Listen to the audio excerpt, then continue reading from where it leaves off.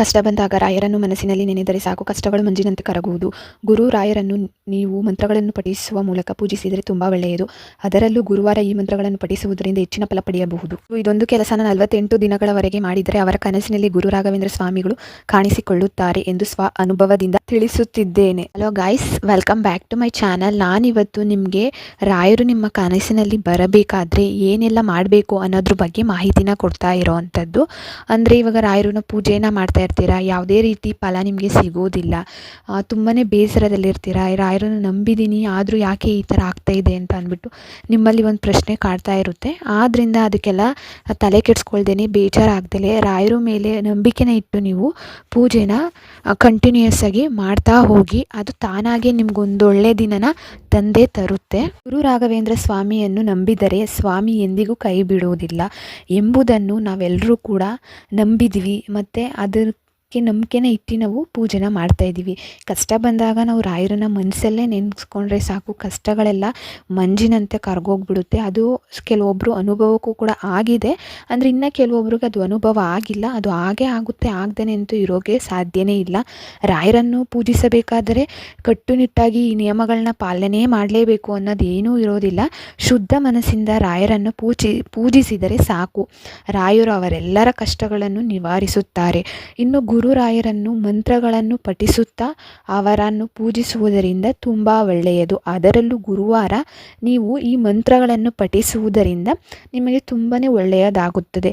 ಇನ್ನು ಮೂಲ ಮಂತ್ರ ಮತ್ತು ಗಾಯತ್ರಿ ಮಂತ್ರ ಪಠಿಸುವುದರಿಂದ ತುಂಬಾ ಲಾಭಗಳಿವೆ. ಅಂದರೆ ಮೂಲ ಮಂತ್ರ ಯಾವುದು ಅಂತ ನಿಮಗೆ ಗೊತ್ತು. ಓಂ ಶ್ರೀ ರಾಘವೇಂದ್ರಾಯ ನಮಃ. ಈ ಮಂತ್ರವನ್ನು ಗುರುವಾರನೇ ಹೇಳ್ಬೇಕು ಅನ್ನೋದೇನಿಲ್ಲ. ನಿಮಗೆ ನಾರ್ಮಲ್ ದಿವಸದಲ್ಲಿ ನೀವು ಶುದ್ಧರಾಗಿದ್ದಾಗನೂ ಕೂಡ ನೀವು ನಿಮ್ಮ ಮನಸ್ಸಲ್ಲೇ ಹೇಳ್ಕೋಬೋದು. ನಿಮ್ಮ ಮೈಂಡಲ್ಲೇ ರಾಯರು ಮಂತ್ರನ ಪಠನೆ ಮಾಡ್ತಾ ಇರ್ಬೋದು. ನೀವು ಏನೇ ಕೆಲಸ ಮಾಡ್ತಿದ್ರು ಕೂಡ ರಾಯರು ಮಂತ್ರನ ಪಠನೆ ಮಾಡ್ತಾ ಇರಿ, ಜಪಿಸ್ತಾ ಇರಿ. ಅದರಿಂದ ನಿಮ್ಮ ಮನಸ್ಸಲ್ಲಿ ಆತ್ಮವಿಶ್ವಾಸ ಹೆಚ್ಚಾಗುತ್ತದೆ.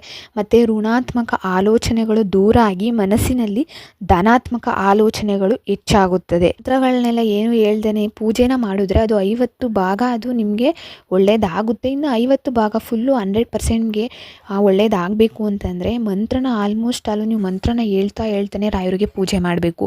ಇಲ್ಲ ನೀವು ದೇವಸ್ಥಾನಕ್ಕೆ ಹೋಗ್ತೀರಾ, ರಾಯರು ದೇವಸ್ಥಾನಕ್ಕೂ ಅಷ್ಟೇ ಸುಮ್ಮನೆ ಹೋಗ್ಬಿಟ್ಟು ಬರೋದಲ್ಲ. ರಾಯರು ಮಂತ್ರನ ಜಪನ ಮಾಡ್ತಾಯಿರಿ, ರಾಯರನ್ನ ನೇರವಾಗಿ ನೋಡಿಕೊಂಡು ಅವ್ರ ಕಣ್ಣಲ್ಲಿ ಕಣ್ಣಿಟ್ಟು ನೀವು ಅವ್ರ ಮಂತ್ರನ ಹೇಳ್ತಾ ಇರಿ, ನಿಮ್ಮ ಕಷ್ಟನೇ ಹೇಳ್ಕೊತಾ ಇರಿ. ಇದರಿಂದ ತುಂಬಾ ಒಳ್ಳೆಯದಾಗುತ್ತೆ. ತಕ್ಷಣವೇ ಆಗಬೇಕು ಅಂತಂದರೆ ಯಾವುದು ಕೂಡ ಸಾಧ್ಯ ಆಗೋದಿಲ್ಲ. ಆದ್ದರಿಂದ ತಾಳ್ಮೆನೇ ಇಟ್ಕೊಂಡು ನೀವು ಪೂಜೆನ ಮಾಡೋದಕ್ಕೆ ಸ್ಟಾರ್ಟ್ ಮಾಡಿ. ಇನ್ನು ರಾಘವೇಂದ್ರ ಸ್ವಾಮಿಗಳ ಗಾಯತ್ರಿ ಮಂತ್ರ, ಈ ಮಂತ್ರ ತುಂಬಾ ಪವರ್ಫುಲ್ ಆದ ಮಂತ್ರ ಅಂತಲೇ ಹೇಳ್ಬೋದು. ಈ ಮಂತ್ರನ ನೀವು ಪ್ರತಿದಿನ ಬೆಳಗ್ಗೆ ದಿನವೂ ಪಠನೆ ಮಾಡ್ತಾ ಇದ್ದರೆ ತುಂಬಾ ಒಳ್ಳೆಯದು. ಬೆಳಗ್ಗೆ ಹೊತ್ತು ನೀವು ಪೂಜೆನ ಮಾಡಿ ಪಠನೆ ಮಾಡಿ. ಯಾವ ಥರ ಅಂದರೆ ಇದನ್ನು ದಿನ ಪಠಿಸಲು ಸಾಧ್ಯವಾಗಲಿಲ್ಲ ಅಂದರೂ ಪರವಾಗಿಲ್ಲ, ನಿಮಗೆ ಗುರುವಾರ ಹಾಗೂ ಶುಕ್ಲ ಪಕ್ಷದ ದಿನಗಳಲ್ಲಿ ಪಠಿಸುವುದರಿಂದ ತುಂಬಾ ಒಳಿತಾಗುವುದು ನಿಮಗೆ. ಇನ್ನು ಈ ಮಂತ್ರನ ಪಠನೆ ಮಾಡಬೇಕಂದ್ರೆ ನಾವು ಯಾವೆಲ್ಲ ಅಂಶಗಳನ್ನ ಗಮನದಲ್ಲಿ ಇಟ್ಕೊಂಡು ನಾವು ಇದನ್ನ ಜಪನ ಮಾಡಬೇಕು ಅನ್ನೋದ್ರ ಬಗ್ಗೆ ತಿಳ್ಕೊಂಬಿಡೋಣ. ಇನ್ನು ಗಾಯತ್ರಿ ಮಂತ್ರನ ಪಠಿಸುವಾಗ ಉಚ್ಚಾರಣೆ ದೋಷವಿರಬಾರದು. ನಾವು ಹೇಳ್ಬೇಕಾದ್ರೆ ನೋಡಿಕೊಂಡು ನಿಧಾನಕ್ಕೆ ನೋಡಿಕೊಂಡು ನೀವು ಹೇಳಿ. ನೋಡ್ದಲೇ ಬರುತ್ತೆ ಅಂದ್ಕೊಂಡು ಕನ್ಫ್ಯೂಷನ್ ಆಗೋದು ಮತ್ತು ರಾಂಗ್ ಹಂಗೆಲ್ಲ ಹೇಳೋದು ಆ ಥರ ಯಾವುದೂ ಮಾಡೋಕ್ಕೆ ಹೋಗ್ಬೇಡಿ. ನಿಮ್ಮ ಫೋನಲ್ಲಿ ಫೋಟೋನ ಇಟ್ಕೊಳ್ಳಿ, ಅದರಲ್ಲಿ ನೋಡ್ಕೊಂಡು ಹೇಳಿ. ಆಮೇಲೆ ಪ್ರಾಕ್ಟೀಸ್ ಆದರೆ ನಿಮಗೇನೆ ಆಟೋಮೆಟಿಕ್ಕು ನೋಡ್ದಲೇ ನೀವು ಹೇಳೋದಕ್ಕೆ ಸ್ಟಾರ್ಟ್ ಮಾಡ್ತೀರಲ್ವ. ಈ ಮಂತ್ರನ ಪ್ರತಿದಿನ ಆದರೆ ಮಾಡಿ, ಒಳ್ಳೆಯದು. ಆಗಲಿಲ್ವಾ ಗುರುವಾರನ ಪಠನೆ ಮಾಡ್ಬೋದು ನೀವು. ಈ ಮಂತ್ರನ ದಿನದಲ್ಲಿ 3 ಸಾರಿ, 5 ಸಾರಿ, 9 ಸಾರಿ, 21 ಸಾರಿ ಅಥವಾ 1008 ಸಾರಿ ನೀವು ಜಪಿಸಿದರೆ ತುಂಬಾ ಒಳ್ಳೆಯದು. ನೀವು ಈ ಮಂತ್ರನ 48 ದಿನಗಳವರೆಗೆ ಪಠಿಸುವುದರಿಂದ ಗುರುವಾರ ಮತ್ತು ಶುಕ್ಲ ಪಕ್ಷದ ಪುಷ್ಯ ನಕ್ಷತ್ರದಿಂದ ಪಠಿಸಿದರೆ ಒಳ್ಳೆಯದು. ನೀವು ಈ ಮಂತ್ರನ ಸ್ಟಾರ್ಟ್ ಮಾಡ್ತೀನಿ ಪಠನೆ ಮಾಡೋಕ್ಕೆ 48 ದಿವಸ ಅಂತ ಅಂದ್ಕೊಂಡಿದ್ದೀರಾ ಅಂದರೆ ಗುರುವಾರದಿಂದ ಸ್ಟಾರ್ಟ್ ಮಾಡಿ. ಇಲ್ಲ ಅಂದರೆ ಶುಕ್ಲ ಪಕ್ಷದ ಪುಷ್ಯ ನಕ್ಷತ್ರ ಬರುತ್ತಲ್ಲ ಆವತ್ತಿನ ದಿನದಿಂದ ಸ್ಟಾರ್ಟ್ ಮಾಡಿದ್ರೆ ತುಂಬಾ ಒಳ್ಳೆಯದು. ಅದರಲ್ಲೂ 48 ದಿವಸ ಕಂಟಿನ್ಯೂಸ್ ಆಗಿ ನೀವು ಪಠನೆನ ಮಾಡ್ಬೋದು. ಇನ್ನು ಪೀರಿಯಡ್ಸು ಅಥವಾ ಅನ್ಎಕ್ಸ್ಪೆಕ್ಟೆಡ್ ಏನಾದರೂ ಆದರೆ ಸ್ಟಾಪ್ ಮಾಡಿ ಮತ್ತೆ ಕಂಟಿನ್ಯೂಟಿ ಮಾಡ್ಬೋದು, ತೊಂದರೆ ಆಗೋದಿಲ್ಲ. ಅಂದರೆ ನೀವು ಪಠನೆ ಮಾಡೋದಕ್ಕೆ ಮುಂಚೆನೇ ಏನಾದರೂ ಒಂದು ಸಂಕಲ್ಪನ ಮಾಡ್ಕೋಬೇಕು.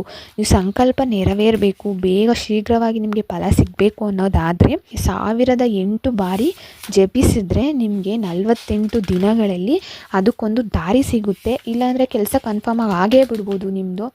ಯಾರು ಗೊತ್ತು, ಯಾರ್ಯಾರ ಹಣೆ ಬರದಲ್ಲಿ ಏನೇನಿರುತ್ತೆ ಯಾರಿಗೂ ಗೊತ್ತಿಲ್ಲ ಅಲ್ವಾ. ಅಂದರೆ ನಾವು ಮಾಡೋ ಪ್ರಯತ್ನ ನಾವು ಮಾಡಬೇಕು, ಫಲ ಏನಿದ್ರು ಭಗವಂತನಿಗೆ ಬಿಡಬೇಕಲ್ವ. ಆದ್ದರಿಂದ ಯಾರು ಈ ಮಂತ್ರನ 48 ದಿನಗಳವರೆಗೆ ಪಠಿಸ್ತಾರೋ ಅವರ ಕನಸಿನಲ್ಲಿ ಗುರು ರಾಘವೇಂದ್ರ ಸ್ವಾಮಿ ಕಾಣಿಸಿಕೊಳ್ಳುತ್ತಾರೆ ಎಂದು ನನ್ನ ಅನುಭವದಿಂದ ನಿಮಗೆ ಹೇಳ್ತಾ ಇರುವಂಥದ್ದು. ಇನ್ನು ಗುರುರಾಯರ ಭಕ್ತರಿಗೆ ಸ್ವಾಮಿಯು ಶಕ್ತಿಯ ಅರಿವು ಖಂಡಿತವಾಗಿಯೂ ಆಗುತ್ತದೆ. ಈ 48 ದಿನಗಳಲ್ಲಿ ನೀವು ಇದನ್ನ ಪಠನೆ ಮಾಡ್ತಾ ಇದ್ದೀರಿ ಅಂದರೆ ರಾಯರ ಶಕ್ತಿ ಏನು ಅಂತ ನಿಮಗೇನೆ ರಾಯರು ಅರಿವನ್ನ ಮಾಡಿಸ್ತಾರೆ. ಅದು ಯಾವ ರೀತಿ ಆದರೂ ಆಗಿರ್ಬೋದು, ಅದು ಹೇಳೋದಕ್ಕೆ ಆಗೋದಿಲ್ಲ ಅದು ಯಾವ ರೀತಿ ನಮಗೆ ಎಕ್ಸ್ಪೀರಿಯೆನ್ಸ್ ಆಗುತ್ತೆ ಅಂತ. ರಾಯರು ನಿಮ್ಮ ಕನಸಲ್ಲಿ ಕಾಣಿಸ್ಕೊಳ್ತಾರೋ ನಿಮ್ಮ ಕಷ್ಟಗಳಿಗೆಲ್ಲ ಒಂದು ಪರಿಹಾರ ಸಿಗುತ್ತೆ ಅಂತ ಅನ್ನೋದೇ ಒಂದು ಆನ್ಸರ್ ಆಗಿರುತ್ತೆ. ಇನ್ನು ಗುರುವಾರದಂದು ನೀವು ಪೂಜೆಯನ್ನು ಮಾಡಿದರೆ ಸಾಧ್ಯವಾದಷ್ಟು ಮಂತ್ರಗಳನ್ನು ಹೇಳ್ಕೊತಾ ಇರಿ. ಇದರಿಂದ ಯಶಸ್ಸು ಪಡೆದುಕೊಳ್ತೀರಾ ಮತ್ತು ನಿಮ್ಮ ಜ್ಞಾನನ ವೃದ್ಧಿನ ಮಾಡ್ಕೋತೀರಾ. ಇದಂತೂ ಕನ್ಫರ್ಮು. ನೀವು ಯಾವ ರೀತಿ ಪಠನೆ ಮಾಡ್ತೀರಾ, ಶುದ್ಧ ಮನಸ್ಸಿಂದ ಪಠನೆನ ಮಾಡಿ ಆವತ್ತಿನ ದಿವಸ ನೆಲದ ಮೇಲೇ ಅಂದರೆ ಚಾಪೆ ಮೇಲೇ ಮಲ್ಕೋಬೇಕು, ಹಾಸಿಗೆ ಮೇಲೆ ಮಲ್ಕೋಬಾರ್ದು. ಮತ್ತು ಬುಧವಾರ ಗುರುವಾರ ಬುಧವಾರದಿಂದ ನೀವು ಬ್ರಹ್ಮಚರ್ಯನ ಪಾಲನೆ ಮಾಡ್ತಾ ಇರಬೇಕು. ಮತ್ತು ನಾನ್ ವೆಜ್ನೆಲ್ಲ ತಿನ್ನೋಕ್ಕೆ ಹೋಗಬಾರ್ದು ನೀವು. ಆದರೆ ರಾಯರ ಮಠಕ್ಕೆ ಹೋಗ್ಬಿಟ್ಟು ಬನ್ನಿ, ಆಗಲಿಲ್ವ ಮನೇಲೇ ನೀವು ರಾಯರನ್ನ ಆರಾಧನೆನ ಮಾಡಿ ಇದನ್ನು 48 ದಿವಸ ಕಂಟಿನ್ಯೂಸ್ ಆಗಿ ನೀವು ಪಠನೆನ ಮಾಡಿ. ಇದಕ್ಕೆ ಒಂದು ಒಳ್ಳೆಯ ಉತ್ತರ ನಿಮಗೆ ಸಿಕ್ಕೇ ಸಿಗುತ್ತೆ, ಅದು ಶೀಘ್ರದಲ್ಲೇನೆ. ಬೆಳಗ್ಗೆ ಹೊತ್ತೇ ಪಠನೆ ಮಾಡಿ, ಸಂಜೆ ಹೊತ್ತು ಮಾಡ್ಬೋದು ಅಂತ ನಾನು ಹೇಳೋದಿಲ್ಲ. ಅಂದರೆ ಆದಷ್ಟು ನೀವು ಬಿಡುನ ಮಾಡಿಕೊಂಡು ಬೆಳಗ್ಗೆ ಹೊತ್ತೇ ನೀವು ಇದನ್ನ ಮಾಡಿದ್ರೆ ತುಂಬಾ ಒಳ್ಳೆಯದು. ಇದಿಷ್ಟು ನನ್ನ ರಾಯರ ಬಗೆಗಿನ ಮಾಹಿತಿ. Thank you for watching. Subscribe to my channel.